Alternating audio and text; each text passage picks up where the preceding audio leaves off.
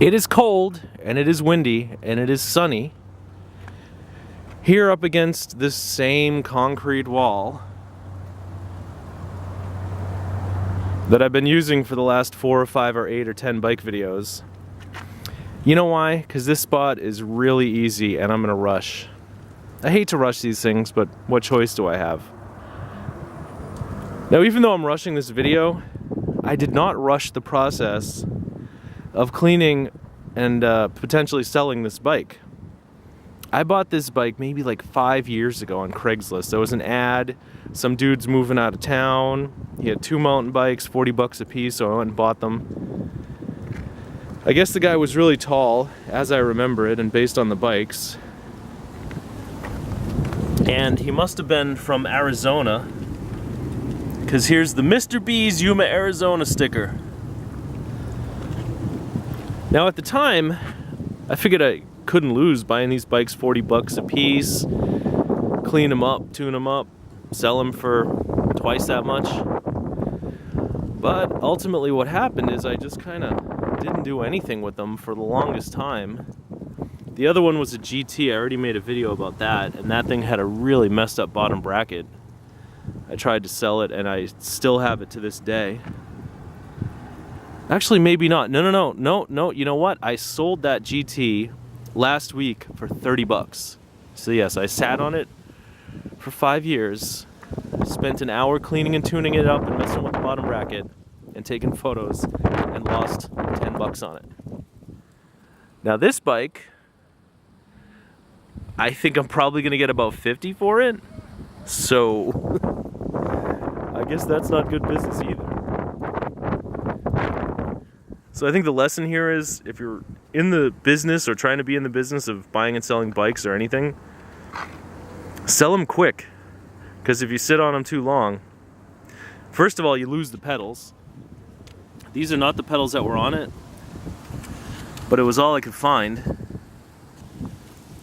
VP 877s. And see, now, to me, this bike isn't inventory, it's just clutter. And so I'm desperate to get rid of it, so I'll take the first 50 bucks anyone offers me. So, from top to bottom, you know, it's got the usual stuff. Trek, Bontrager. Actually has specialized bar ends though. Don't tell anyone. It's got this really cool seat. You know, you can put your finger in there. I think that's what that's for. Like a finger seat. 24-inch frame, a variety of gears, made in the USA. I'm pretty impressed by that. This is what they call a hardtail, because it's got a suspension fork. And really that's about it. You know, I'd just say the lesson to be learned here is, if you're buying bikes to flip, I mean, you could sit on them and hopefully they'll increase in value over the years. If that's what you're doing, speculating, that's fine. But if you're just a flipper, don't put them on the pile. You know, flip them right away, or else you'll end up with 20 bikes in your living room like I have. So this is the Trek Alpha 4500, part of an $80 deal that I sat on for 5 years unintentionally, and I'll end up making, well, 80 bucks. Minus my 5 years, plus a couple hours of fixing up the 2 bikes. Wow. But you know, who cares? Because this is a cool bike. So I'm glad to have owned it for way too long. I'm sure the guy who buys it will be happy. He's the guy I think is gonna buy it. He's a bike flipper. He buys from me for like 50 bucks and cleans them up a little bit and sells them for who knows how much. So that's that. The Trek Alpha 4500. I waited way too long on this one. Now it's winter, 5 years later. No one's gonna pay me any sort of decent price for this bike.